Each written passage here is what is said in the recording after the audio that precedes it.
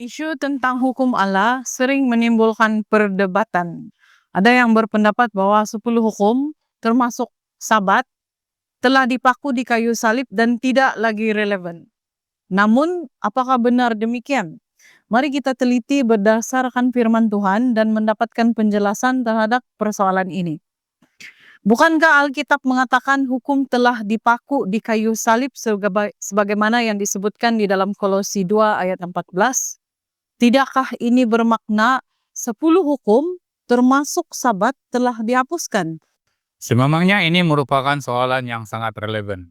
Namun apa yang Kolose 2 ayat 14 maksudkan sebenarnya ialah surat hutang dengan segala ketentuannya yang menentang kita atau melawan kita. Ini merujuk kepada hukum upacara, sistem korban, perayaan tahunan, dan ritual yang menunjuk kepada Kristus. Kita boleh rujuk di dalam Ibrani 9 ayat 9 hingga 14. Semua ini hanyalah bayangan terhadap apa yang akan datang, yang telah digenapi di dalam kematian Kristus. Namun, hukum 10 bukanlah bayangan, tetapi hukum moral yang kekal, ditulis oleh jari Allah sendiri pada loh batu. Kita boleh lihat ini di dalam Keluaran 31 ayat 18. Paulus menegaskan, adakah kita membatalkan hukum dengan iman? Sekali-kali tidak. Bahkan kita meneguhkan hukum. Apabila Paulus berkata dalam Roma 6 ayat 14 bahwa kita tidak berada di bawah hukum tetapi di bawah kasih karunia. Maksudnya ialah hukum bukan jalan keselamatan. Keselamatan tidak boleh diperoleh melalui ketaatan hukum, hanya melalui kasih karunia Kristus. Namun, kasih karunia bukanlah lesen untuk melanggar hukum. Sebaliknya, kasih karunia memberi kuasa kepada kita untuk menuruti hukum. Kita boleh rujuk di dalam Yohanes 14 ayat 15. Sabat, sebagai sebahagian daripada 10 hukum, tetap relevan hari ini sebagai tanda kesetiaan kepada Sang Pencipta. Kita boleh melihat ini di dalam Yehezkiel 20 ayat 12 dan juga di dalam Wahyu 14 ayat 12. Mari kita jawab satu lagi isu yang sering menjadi buah perbincangan berkaitan hari Sabat.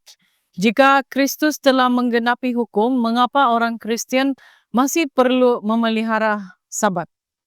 Apakah penjelasan kita terhadap persoalan ini?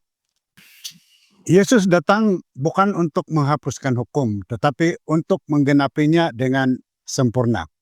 Firman-Nya menegaskan sebelum langit dan bumi lenyap, satu noktah pun tidak akan ditiadakan daripada hukum Taurat.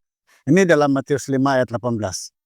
Di dalam hidupnya, Kristus mendedahkan keindahan hukum itu, menyingkapkan makna sejati ketaatan. Yesus menggenapi hukum bermaksud dia tidak menghapuskan hukum Allah, tetapi menghidupkannya dengan sempurna melalui kehidupan, ajaran, dan pengorbanannya.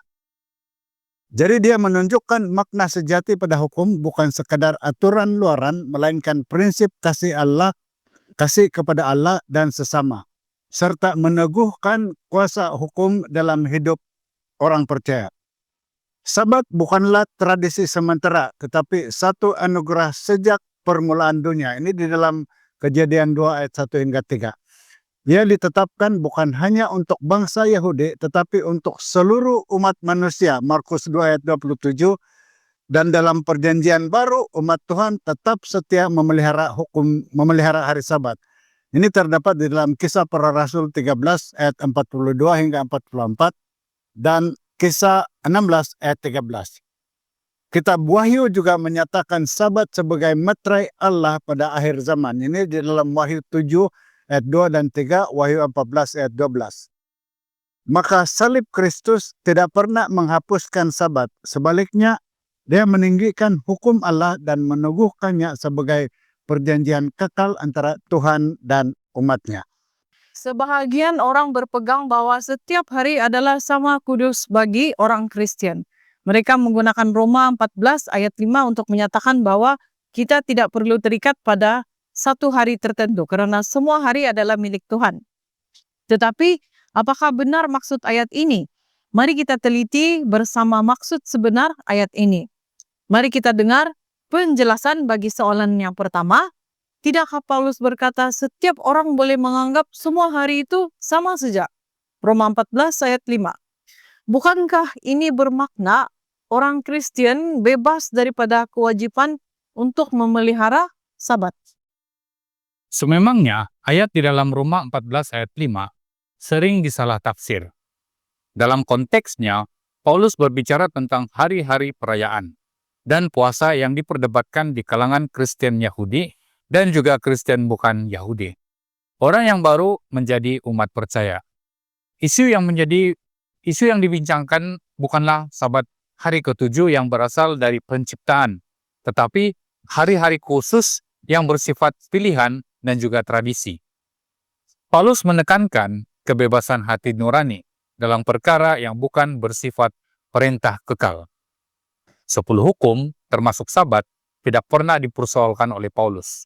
Malah, Paulus sendiri memelihara Sabat dan mengkhotbahkan Injil pada hari itu. Beberapa ayat yang kita boleh rujuk terdapat di dalam Kisah Para Rasul 13 ayat 42 hingga 44, Kisah Para Rasul 16 ayat 13, Kisah Para Rasul 17 ayat 2. Ada mencatatkan tentang peristiwa ini. Sabat bukanlah pilihan, tetapi perintah keempat dalam hukum Allah, yaitu Keluaran 20 ayat 8 hingga 14. Ia diberikan sejak penciptaan dunia. Dan Yesus menegaskannya sebagai hari untuk seluruh umat manusia. Markus 2 ayat 27 ada mengatakannya. Oleh itu, Roma 14 tidak menghapuskan Sabat. Ia hanya menyatakan bahwa dalam perkara yang tidak diwajibkan, yang diwajibkan Tuhan, setiap orang boleh bertindak mengikut keyakinan imannya. Tetapi dalam hal hukum moral, tiada kompromi. Daripada penjelasan ini, jelas bahwa Roma 14 tidak membatalkan Sabat hari ke-7. Paulus hanya menasihatkan agar umat tidak bertengkar tentang perkara yang bukan perintah kekal. Sabat tetap berdiri sebagai hukum moral Allah. Namun timbul persoalan lain berkaitan ayat ini yang mengatakan siapa yang berpegang pada suatu hari yang tertentu, ia melakukannya untuk Tuhan. Jika mana-mana hari kitab oleh tentukan sebagai hari untuk Tuhan, mengapa Sabat perlu dikuduskan secara khusus? Ya, memang benar. Orang Kristen boleh menyembah Tuhan setiap hari. Doa, pujian, dan hubungan rohani dengan Allah tidak terikat pada satu hari sahaja. Namun Alkitab menunjukkan bahwa Tuhan sendiri telah mengkhususkan hari ke-7 sebagai hari kudus. Berbeza daripada 6 hari yang lain. Tuhan memberkati dan menguduskannya sejak penciptaan. Ini di dalam Kejadian 2 ayat 3. Memelihara hari Sabat bukan hanya soal memilih hari beribadah, tetapi satu bentuk ketaatan kepada perintah Allah. Seperti perintah jangan mencuri atau jangan membunuh, tidak boleh ditukar sesuka hati. Begitu juga dengan perintah ingatlah dan kuduskanlah hari Sabat, ia adalah tanda hubungan perjanjian antara Tuhan dan umatnya. Ini dalam Yehezkiel 20 ayat 12 dan 20. Selain itu, Sabat menjadi lambang keadilan Allah. 6 hari diberikan untuk bekerja, tetapi hari ke-7 dikhususkan untuk perhentian suci. Di dalam Wahyu juga, Sabat disebut sebagai tanda kesetiaan umat yang memelihara hukum Allah. Wahyu 14 ayat 12. Maka menyembah Tuhan setiap hari tidak menggantikan kekudusan Sabat, karena Allah sendiri telah menetapkannya sebagai hari istimewa. Nampaknya ayat-ayat tertentu di dalam Roma 14 tidak pernah menghapuskan Sabat, tetapi menekankan kebebasan dalam perkara yang tidak diwajibkan. Kita difahamkan bahwa semua hari memang milik Tuhan, tetapi hanya hari ke-7 dikuduskan olehnya sebagai hari perhentian dan tanda kekal. Oleh itu, umat Kristen sejati menghormati Sabat bukan karena tradisi, tetapi karena kasih dan ketaatan kepada Tuhan. Adakah Sabat hanya untuk orang Yahudi? Ada yang beranggapan bahwa Sabat hanyalah perintah untuk bangsa Israel. Sebahagian daripada perintah perjanjian lama yang khusus bagi mereka. Mereka merujuk Keluaran 31 ayat 16 hingga 17 yang menyatakan Sabat sebagai tanda antara Tuhan dan Israel. Oleh itu, ada yang mengatakan Sabat tidak relevan bagi orang Kristen, khususnya bangsa bukan Yahudi. Oleh itu timbul persoalan. Ada persoalan di sini. Bukankah Sabat hanya untuk bangsa Israel sebagai tanda perjanjian? Ini di dalam Keluaran 31 ayat 16 hingga 17 ayat yang tadi. Tidakkah ini bermakna ia tidak lagi terpakai untuk bangsa lain, khususnya orang Kristen yang bangsa bukan Yahudi? Jadi mari kita teliti apa sebenarnya yang diajarkan oleh Alkitab ini. Memang benar Tuhan menyatakan Sabat sebagai tanda antara Dia dan juga Israel. Tetapi ini tidak bermakna Sabat hanya terbatas kepada Israel. Sabat telah ditetapkan sejak penciptaan, jauh sebelum bangsa Yahudi ini wujud. Malah memberkati dan menguduskan hari ketujuh sebagai hari perhentian untuk seluruh manusia. Yesus sendiri berkata, hari Sabat diadakan untuk manusia dan bukan manusia untuk hari Sabat. Istilah manusia di sini tidak terhad kepada bangsa Yahudi, tetapi untuk semua umat manusia. Dalam Perjanjian Lama, terdapat bukti bahwa orang asing atau Gentiles yang bergabung dengan Israel juga turut memelihara hari Sabat. Yesaya 56 ayat 6 hingga 7 menyatakan bahwa orang-orang asing yang menggabungkan diri kepada Tuhan untuk melayani Dia, untuk mengasihi nama Tuhan, dan untuk menjadi hamba-hambanya, semuanya yang memelihara hari Sabat tidak menajiskannya. Mereka akan kubawa ke gunung yang kudus dan akan kuberi kesukaan di rumah doaku. Aku akan berkenan kepada korban-korban bakaran dan korban-korban sembelihan mereka yang dipersembahkan di atas mezbahku. Ini terdapat di dalam Yesaya 56 ayat 6 hingga 7. Ayat ini juga menunjukkan bahwa Sabat bukan eksklusif untuk orang Yahudi, tetapi terbuka kepada semua yang mengikut Tuhan. Sabat adalah tanda hubungan antara Tuhan dan umatnya, tanpa mengira bangsa. Ia juga menjadi satu simbol kesetiaan dan penyembahan kepada pencipta yang sejati, suatu lambang yang melampaui batas etnik dan juga budaya. Daripada bukti ini, kita melihat bahwa Sabat bukanlah perintah yang terhad kepada Israel, tetapi satu anugerah universal yang untuk semua umat manusia. Jadi Alkitab menunjukkan bahwa Sabat bukan hanya untuk Israel, tapi juga bagi orang asing yang menyembah Tuhan. Ini terdapat dalam Yesaya 56 ayat 2 dan juga ayat 6 dan 7, juga dalam Keluaran 20 ayat 10. Jadi mengapa Sabat kelihatan lebih ditekankan kepada Israel dalam Perjanjian Lama, dan apakah alasan orang Kristen bangsa bukan Yahudi di dalam Perjanjian Baru juga perlu berpegang kepada Sabat sebagai tanda kesetiaan umat Tuhan hingga akhir zaman? Perjanjian Lama jelas menunjukkan bahwa orang asing yang memilih untuk turut sama dan mengikat diri mereka kepada Tuhan juga dipanggil untuk menghormati Sabat. Contohnya, di dalam Yesaya 56 ayat 2 dan ayat 6 dan 7, Tuhan menyatakan berkat bagi orang bukan Yahudi yang memelihara Sabat dan tidak menajiskannya. Bahkan dalam Keluaran 20 ayat 10 ketika hukum Sabat diberikan, ia juga meliputi orang asing yang ada di dalam pintu gerbangmu. Ini membuktikan Sabat tidak eksklusif tetapi untuk semua yang hidup bersama umat Allah.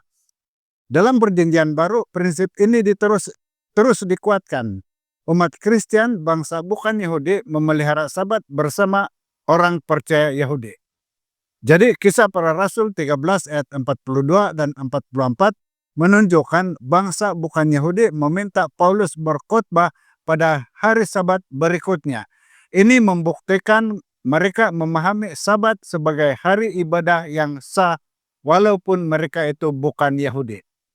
Perjanjian Baru tidak pernah membatal hari Sabat, malah ia ditekankan sebagai tanda kesetiaan umat Tuhan akhir zaman. Ini di dalam Wahyu 14 ayat 12. Jadi Sabat adalah peringatan kepada kuasa penciptaan dan penebusan Tuhan yang kekal, bukan sekadar peraturan etnik Israel. Nampaknya, Sabat bukanlah warisan bangsa Yahudi semata-mata, tetapi anugerah Tuhan sejak penciptaan untuk semua umat manusia. Perjanjian Lama menunjukkan bangsa asing yang bergabung dengan Israel turut memelihara Sabat. Perjanjian Baru pula meneguhkan Sabat sebagai tanda kesetiaan umat Tuhan. Maka Sabat adalah perintah kekal bagi semua yang mengasihi Allah tanpa mengira bangsa. Banyak orang Kristen percaya bahwa Ahad adalah hari Tuhan karena Yesus bangkit pada hari pertama minggu. Jadi mereka merujuk kisah para rasul dalam 20 ayat 7 dan 1 Korintus pasal 16 ayat 2 sebagai bukti bahwa gereja mula beribadah pada hari Ahad, ditambah lagi catatan bapak-bapak gereja awal yang menghubungkan Ahad dengan kebangkitan. Namun, adakah Alkitab benar-benar telah mengisytiharkan ini Ahad sebagai Sabat Kristen? Tidakkah kisah para rasul pasal 20 ayat 7 menunjukkan orang Kristen berkumpul pada hari pertama minggu dan menjadikannya hari ibadah menggantikan Sabat? Jadi mari kita teliti perkara ini berdasarkan firman Tuhan. Kisah para Rasul 20 ayat 7 memang menyebut perhimpunan pada hari pertama minggu, tetapi konteksnya penting kita pahami. Perhimpunan itu berlangsung pada malam, yaitu selepas Sabat berakhir, karena hari Yahudi bermula dari petang ke petang. Paulus berbicara panjang karena dia akan berangkat pada keesokan paginya. Tidak ada bukti bahwa perhimpunan ini dijadikan perintah tetap untuk menggantikan Sabat.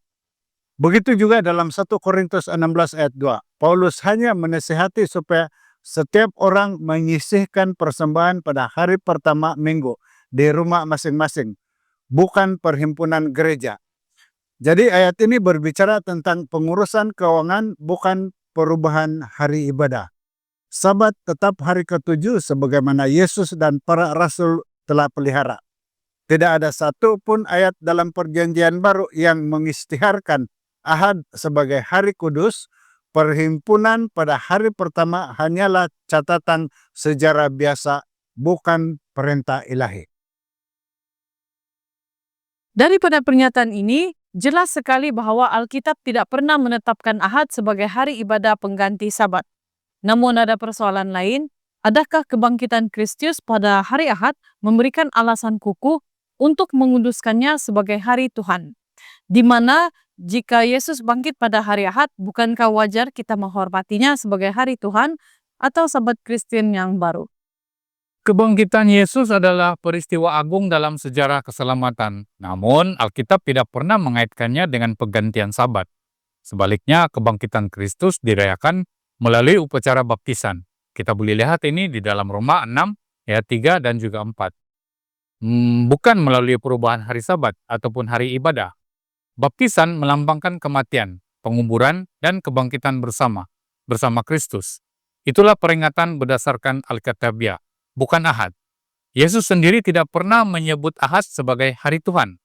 Satu-satunya hari yang Tuhan sebut sebagai miliknya adalah Sabat, yaitu pada hari ke-7. Hari ke-7 ialah hari Sabat bagi Tuhan Allahmu. Keluaran 20 ayat 10 dan juga Yesaya 58 ayat 13 ada mengatakannya. Bahkan, dalam Wahyu 1 ayat 10, ketika Yohanes menyebut hari Tuhan, ia merujuk kepada hari Sabat, yang telah lama dikenali sebagai hari kudus Tuhan.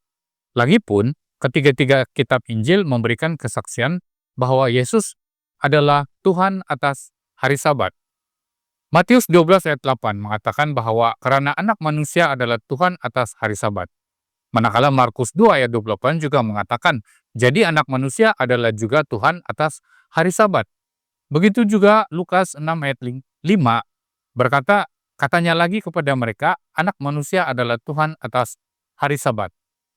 Sejarah mencatat bahwa pengudusan Ahad bermula berabad-abad yang kemudian melalui pengaruh tradisi gereja dan juga kuasa-kuasa politik, bukan perintah Alkitab. Oleh itu, menghormati kebangkitan Kristus bukan dengan mengubah Sabat kepada hari Ahad, tetapi dengan hidup setia, menerima kasih karunia-Nya, dan memelihara hukum-Nya. Ahad memang memperingati kebangkitan Kristus, tetapi Alkitab tidak pernah mengisytiharkannya sebagai hari Tuhan atau Sabat baru. Sabat, hari ke-7 tetap menjadi perintah kekal yang ditetapkan sejak penciptaan. Umat Tuhan dipanggil untuk menghormati kebangkitan Kristus melalui baptisan dan ketaatan, bukan dengan menggantikan hukum Allah. Salah satu ayat yang sering disalah tafsirkan atau disalah artikan dalam Kolose 2 ayat 16 dan 17, ayat yang sering digunakan untuk menyatakan bahwa hukum Sabat tidak lagi relevan selepas salib. Jadi ayat ini berbunyi, karena itu janganlah kamu biarkan orang menghukum kamu mengenai makanan dan minuman atau mengenai hari raya, bulan baru, ataupun hari Sabat. Semuanya ini hanyalah bayangan dari apa yang harus datang, sedang wujudnya ialah Kristus. Jadi perbincangan kita seterusnya bertujuan untuk menjelaskan maksud sebenar ayat inilah. Jadi khususnya perbezaan antara Sabat mingguan yang ditetapkan sejak penciptaan lagi dengan Sabat perayaan yang bersifat bayangan Mesias. Jadi sebelum kita jawab soalan yang sangat penting ini, perlulah difahami bahwa Paulus menulis kepada jemaat bukan Yahudi yang keliru dengan pelbagai peraturan upacara Yahudi yang ditekan oleh guru-guru palsu. Ayat ini tidak dimaksudkan untuk membatalkan Sabat penciptaan, tetapi untuk membebaskan umat dari penghakiman manusia mengenai upacara bayangan yang telah digenapi dalam Kristus.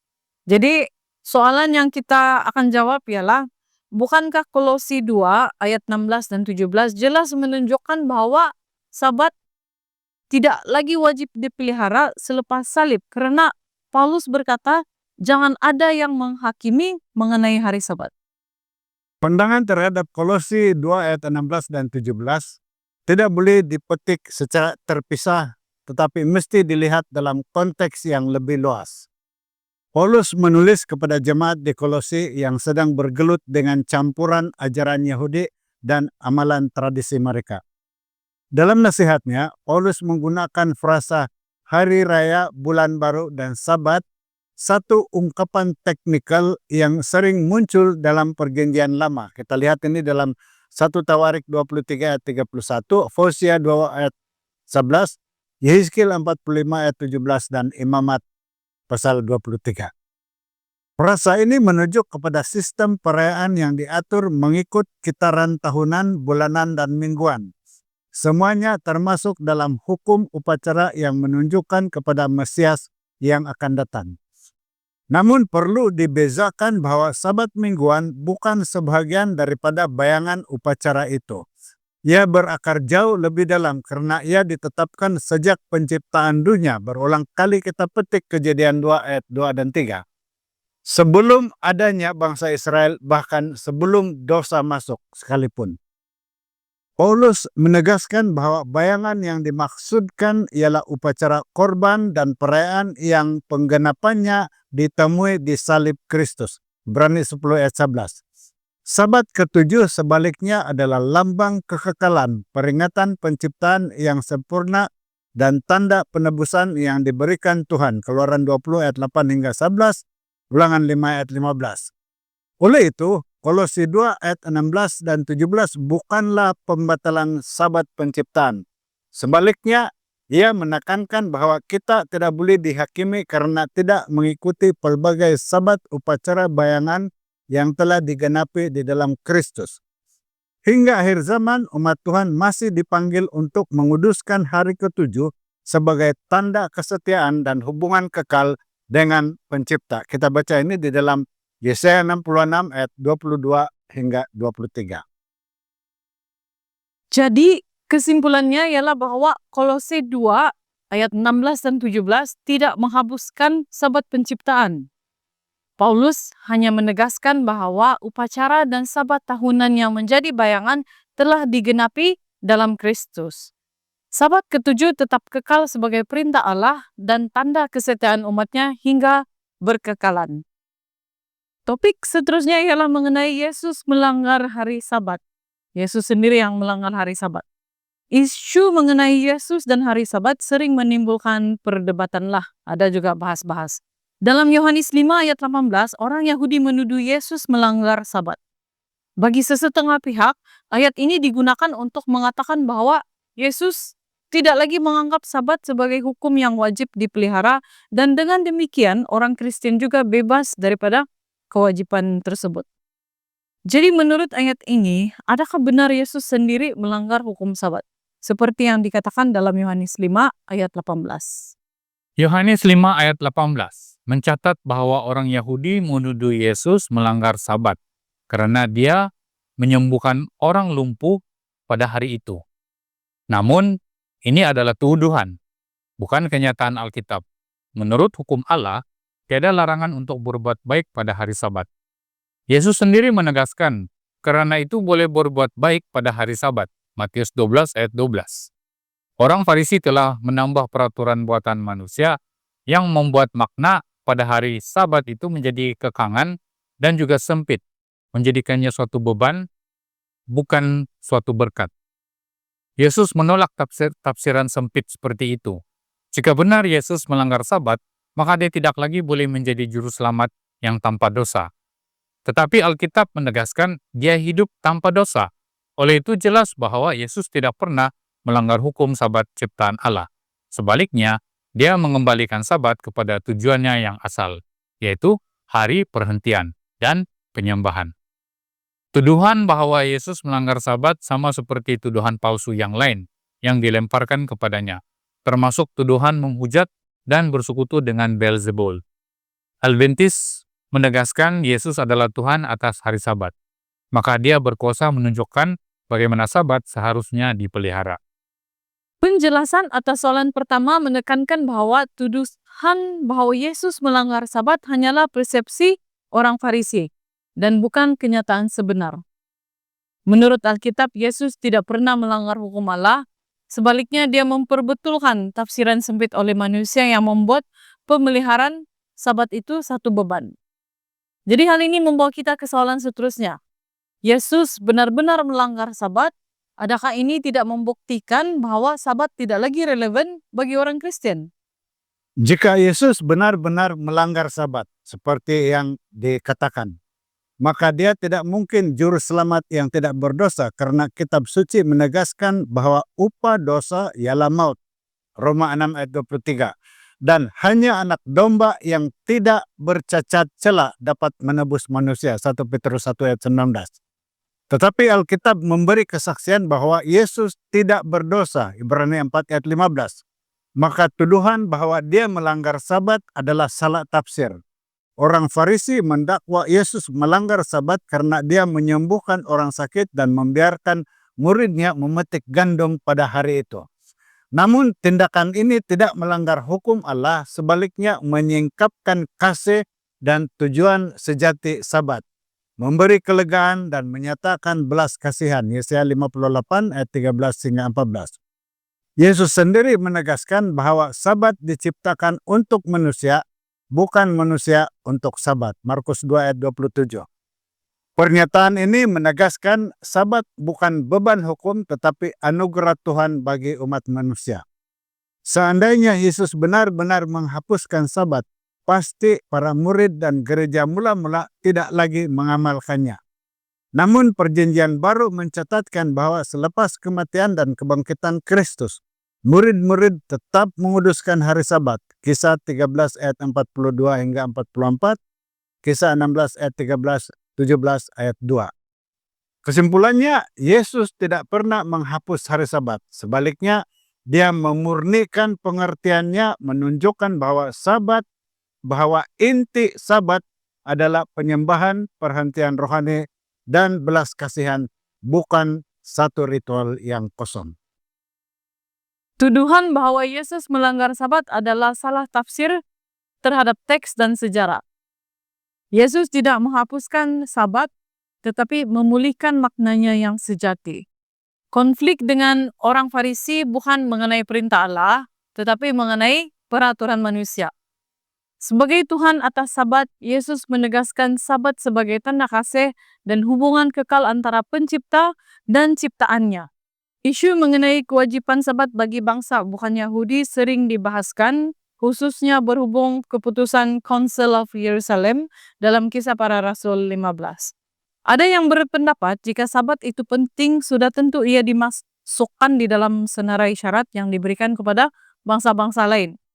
Namun, haruslah ditekan bahwa keputusan Council of Jerusalem itu tidak membatalkan hukum moral Allah, termasuklah Sabat, tetapi berfokus pada halangan amalan tradisi Yahudi yang membebankan umat yang baru bertaubat, khususnya dari kalangan bukan Yahudi. Jadi hal ini membawa kita pada soalan yang menyatakan mengapa di Council of Jerusalem itu tidak menyebut Sabat dalam keputusan mereka. Keputusan dalam Kisah Para Rasul 15 bertujuan menangani perbalahan tentang sunat dan adat istiadat Yahudi sebagai syarat keselamatan. Para rasul menyimpulkan bahwa bangsa bukan Yahudi tidak perlu dibebankan dengan ritual Yahudi, melainkan menahan diri dari perkara-perkara yang jelas berkaitan dengan penyembahan berhala dan kekejian moral. Sabat tidak disebut bukan karena dihapuskan, tetapi karena ia sudah difahami dan sedang dituruti sebagai sebahagian daripada hukum moral itu sendiri, hukum moral Allah, dan bukan adat istiadat. Umat percaya sama ada Yahudi ataupun bukan Yahudi masih berkumpul setiap Sabat di rumah ibadat. Hal ini menunjukkan Sabat kekal diamalkan oleh jemaat awal. Sebagai rujukan, kita boleh melihat di dalam Kisah Para Rasul 13 ayat 22, Kisah Para Rasul pasal yang ke-13 ayat 42 dan 44, ayat yang pasal yang ke-16 ayat yang ke-13, dan juga Kisah Para Rasul pasal yang ke-18 ayat yang ke-4. Council of Jerusalem itu tidak bermaksud mengabaikan hukum moral, sebaliknya menyingkirkan halangan amalan, ritual, tradisi Yahudi. Dengan demikian, Sabat sebagai hukum keempat tetap relevan, karena ia bukan peraturan upacara sementara, melainkan perintah kekal dari Pencipta. Kita teruskan dengan persoalan, apakah bukti bahwa bangsa bukan Yahudi dalam gereja mula-mula turut memelihara Sabat? Ya, terdapat bukti yang jelas. Kisah Para Rasul 13 mencatat bahwa ramai orang bukan Yahudi datang mendengar firman Tuhan pada hari Sabat, dan Paulus sendiri mengajar mereka setiap Sabat. Dalam Kisah 16 ayat 13, Paulus dan rekan-rekannya mencari tempat doa pada hari Sabat. Dan di Kisah 18 ayat 4, Paulus berbicara di rumah ibadat setiap Sabat dan berusaha meyakinkan orang Yahudi dan orang Yunani. Ini menunjukkan Sabat diamalkan secara bersama tanpa mengira bangsa. Seandainya Sabat tidak penting, para rasul tentu akan mengalihkan ibadah mingguan kepada hari lain. Namun rekod Perjanjian Baru membuktikan kesinambungan ibadah Sabat. Perintah keempat bukan sahaja untuk Israel, tetapi untuk seluruh umat manusia sejak penciptaan. Kejadian 2 ayat 2 hingga 3, Yesaya 56 ayat 6 hingga 7. Justru bangsa bukan Yahudi yang menerima Kristus turut dipanggil memelihara Sabat sebagai tanda kesetiaan kepada Allah. Amalan ini adalah sebahagian daripada ketaatan Injil, bukan sebagai syarat keselamatan, melainkan respon kasih kepada Tuhan yang menyelamatkan. Keputusan Council of Jerusalem bukanlah penghapusan Sabat, tetapi pelepasan bangsa bukan Yahudi daripada syarat-syarat amalan ritual keagamaan Yahudi yang membebankan. Jadi kitab suci itu membuktikan sejak mula lagi para jemaat, baik Yahudi maupun bukan Yahudi, tetap menghormati hari Sabat. Untuk Kristen hari ini, Sabat kekal sebagai tanda penciptaan, penebusan, dan pengudusan yang melampaui batas bangsa dan waktu. Satu lagi isu ialah mengenai perhentian yang sebenar yang sering dibincangkan apabila mentafsirkan Ibrani 4. Ada yang berpendapat bahwa perintah Sabat hanyalah bayangan kepada perhentian rohani di dalam Kristus, dan karena itu tidak perlu lagi menguduskan hari ke-7. Namun apakah ini benar? Adakah benar sedemikian? Jadi mari kita teliti pandangan dengan membincangkan jawaban pada soalan berikut. Jika Yesus adalah perhentian yang sejati, adakah itu bermaksud kita tidak perlu lagi memelihara hari Sabat? Memang benar bahwa Yesus Kristus memberikan perhentian sejati kepada jiwa yang lesu. Ibrani 4 menekankan bahwa hanya melalui iman kepadanya kita memperoleh damai dan keselamatan. Namun penulis Ibrani tidak bermaksud meniadakan Sabat. Malah dalam Ibrani 4 ayat 9 dinyatakan, jadi masih tersedia suatu perhentian hari ke-7 bagi umat Allah. Perkataan Yunani sabatismo di sini bermaksud perhentian Sabat yang sebenar, bukan sekadar satu gambaran rohani. Yesus tidak membatalkan hukum Sabat, sebaliknya memberi makna yang lebih dalam kepadanya. Dia berkata, Anak Manusia adalah Tuhan atas hari Sabat. Ini menunjukkan Sabat bukan dibatalkan, tetapi berada di bawah kuasa Kristus. Sebagai umat percaya, kita mengalami perhentian rohani melalui iman kepada Yesus setiap hari. Namun pada hari ketujuh kita berhenti daripada pekerjaan kita sebagai tanda nyata kesetiaan dan pengudusan.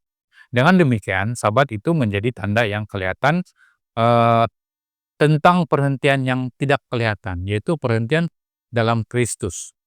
Kedua-duanya berjalan seiring, maupun secara rohani atau secara literal. Daripada penjelasan ini, kita melihat bahwa Ibrani 4 bukanlah hujah untuk meniadakan Sabat, tetapi meneguhkan bahwa Sabat kekal sebagai tanda umat Allah. Sabat mengingatkan kita bahwa penyelamatan adalah melalui Kristus, bukan usaha kita sendiri. Jadi perhentian rohani di dalam Yesus tidak menggantikan Sabat, tetapi memperkayakan maknanya. Oleh itu, jika perhentian rohani sudah ada dalam Kristus, apakah masih relevan untuk umat percaya zaman ini berhenti bekerja pada hari ketujuh? Ya, memang ya tetap relevan. Perhentian rohani dalam Kristus memberi kita damai sepanjang minggu.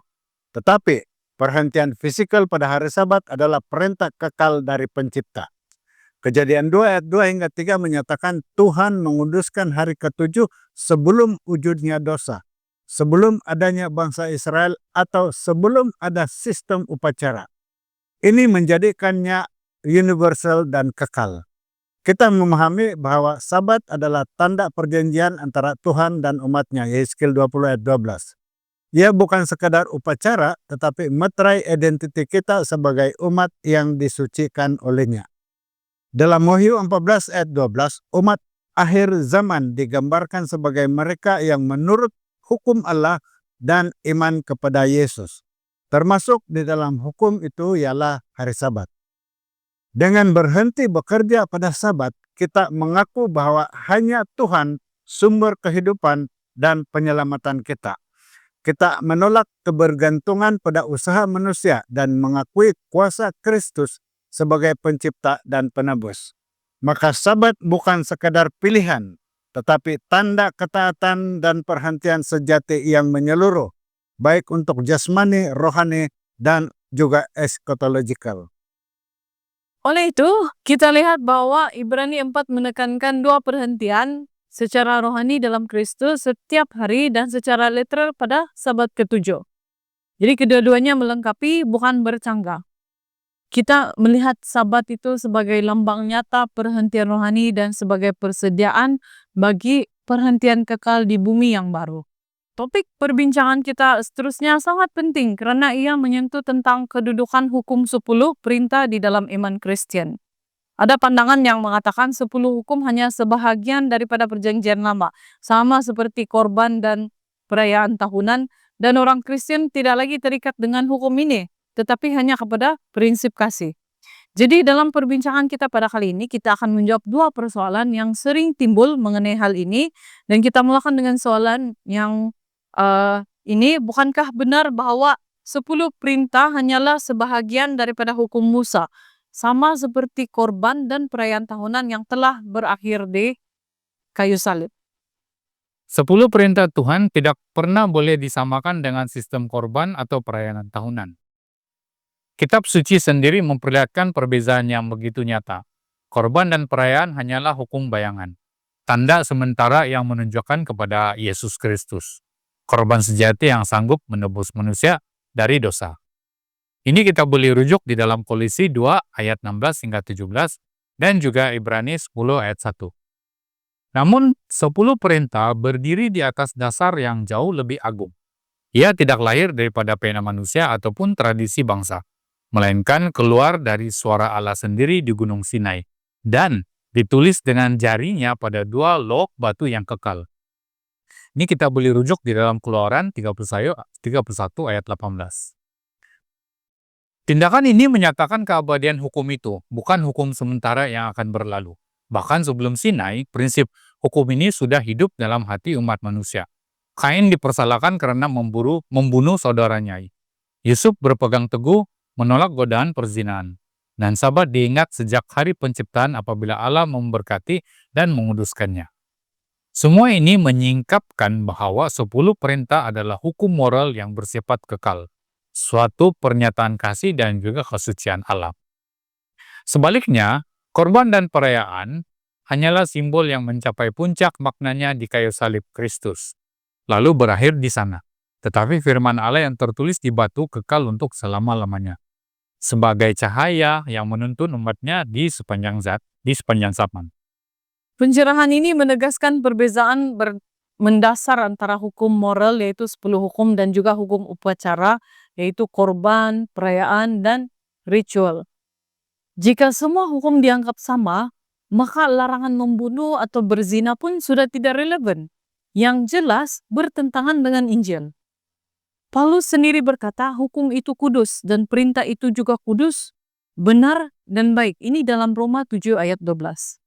Oleh itu agak mengelirukan untuk menyamakan hukum moral yang kekal dengan sistem bayangan yang bersifat sementara. Oleh itu jika kita sudah diselamatkan oleh kasih karunia, mengapa perlu lagi menuruti 10 hukum? Bukankah cukup dengan prinsip kasih? Kasih karunia dan hukum bukanlah dua jalan yang bersilang bertentangan, melainkan dua alunan harmoni yang berpadu indah dalam simfoni keselamatan. Kasih karunia menyelamatkan kita dari hukuman dosa, namun hukum tetap menjadi pelita yang menuntun langkah kita di jalan yang benar. Rasul Paulus dengan tegas menegaskan, jika demikian adakah kami membatalkan hukum Taurat karena iman? Sekali-kali tidak, sebaliknya kami meneguhkan hukum Taurat. Ini dicatat dalam Roma 3 ayat 31.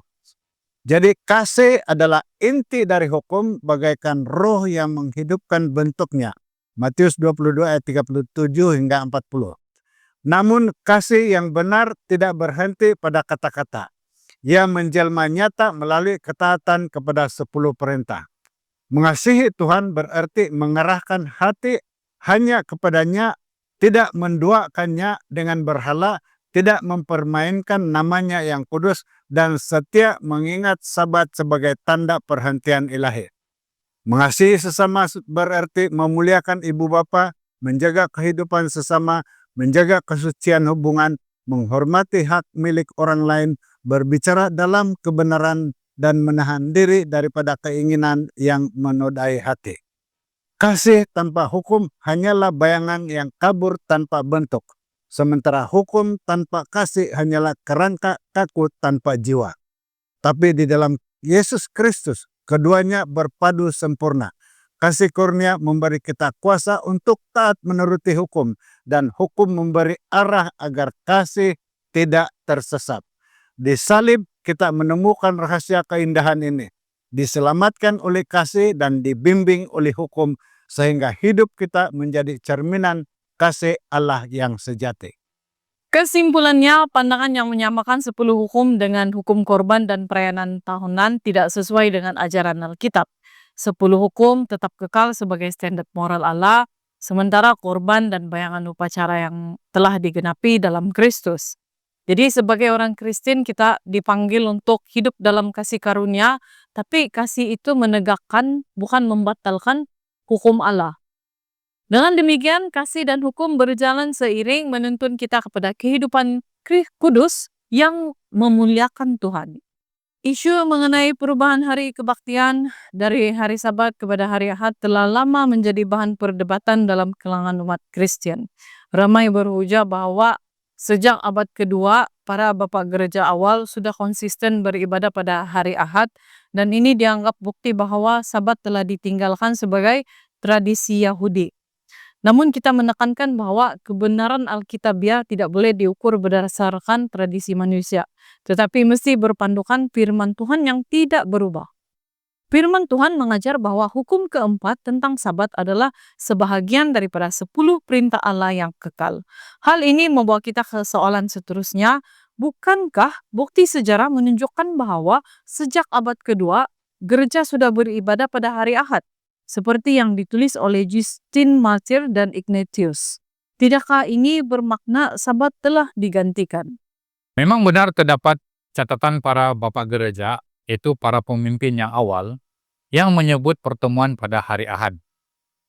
Justin Matra dalam First Apology menulis tentang orang Kristen yang berkumpul pada hari pertama minggu atau Ahad. Namun ini tidak sama dengan penggantian Sabat. Perlu dipahami bahwa perjumpaan pada hari Ahad pada mulanya bukanlah perintah Alkitabiah, tetapi lebih kepada peringatan kebangkitan Kristus. Orang Kristen abad pertama masih memelihara Sabat, seperti yang dicatat dalam Kisah Para Rasul 13:42 hingga 44 dan juga Kisah Para Rasul 16 ayat 13.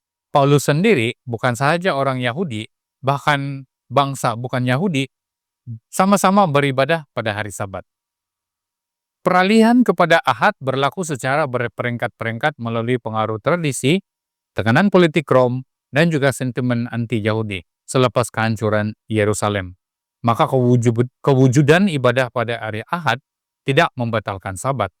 Perintah Allah tetap kekal dan Yesus sendiri berkata, "Janganlah kamu menyangka bahwa aku datang untuk menyediakan hukum Taurat." Matius 5 ayat 17. Tradisi manusia tidak boleh sama sekali menggantikan hukum. Kita melihat bahwa penyataan Bapak Gereja, yaitu para perintis gereja yang awal, tidak boleh dijadikan dasar utama doktrin. Kebenaran harus ditentukan oleh Alkitab, bukan oleh penulisan selepas para rasul. Bukti sejarah menunjukkan adanya dua amalan yang berjalan serentak, yaitu pemeliharaan Sabat oleh kebanyakan umat dan kebangkitan tradisi Ahad dalam konteks budaya dan politik. Hal ini menegaskan peranan kita sebagai umat akhir zaman untuk kembali kepada asas Alkitabiah. Jika benar Sabat itu kekal, mengapa hampir semua gereja kini beribadah pada hari Ahad? Adakah ini menunjukkan tidak pimpinan Roh Kudus dalam sejarah gereja? Majority tidak semestinya benar di sisi Allah. Yesus sendiri berkata, jalan menuju kehidupan adalah sempit dan sedikit yang menemuinya. Matius 7 ayat 13 hingga 14. Fakta bahwa kebanyakan gereja kini beribadah pada Ahad tidak membuktikan itu adalah kehendak Tuhan. Ia menunjukkan hasil kompromi antara iman Kristen dengan kuasa politik. Sejarah membuktikan bahwa Maharaja Konstantin pada tahun 321 Masehi mengisytiharkan Ahad sebagai hari perhentian rasmi Empire Rome. Gereja kemudian menginstitusikan peraturan ini terutama melalui Council of Laodicea sekitar tahun 364 Masehi yang melarang orang Kristen berehat pada Sabat Yahudi dan mengarahkan mereka menghormati hari Ahad. Ini bukanlah pimpinan Roh Kudus tetapi hasil campur tangan manusia. Roh Kudus tidak akan bertentangan dengan firman Tuhan. Dalam Wahyu 14 ayat 12, umat akhir zaman dikenali karena menuruti perintah Allah dan iman kepada Yesus. Oleh itu, umat Tuhan dipanggil untuk kembali kepada kebenaran asal, bukan mengikuti tradisi majority. Dari perbahasan kali ini kita telah melihat bahwa perubahan hari ibadah daripada Sabat ke Ahad bukanlah perintah Alkitab, tetapi hasil tradisi manusia yang berkembang pada abad-abad awal. Jadi para bapak gereja dan kuasa politik hanya mengukuhkan perubahan itu, tapi firman Tuhan itu tidak pernah berubah. Sabat kekal sebagai tanda kesetiaan umat kepada Pencipta dalam Keluaran 20 ayat 8 hingga 11 dan juga dalam Yesaya 66 ayat 22 hingga 23. Sebagai umat Kristen kita dipanggil untuk memelihara Sabat sebagai lambang kasih setia kita kepada Allah, walaupun dunia memilih jalan yang lain. Saudara-saudari, perbincangan kita ini mengingatkan bahwa kebenaran firman Tuhan tidak berubah dengan tradisi manusia.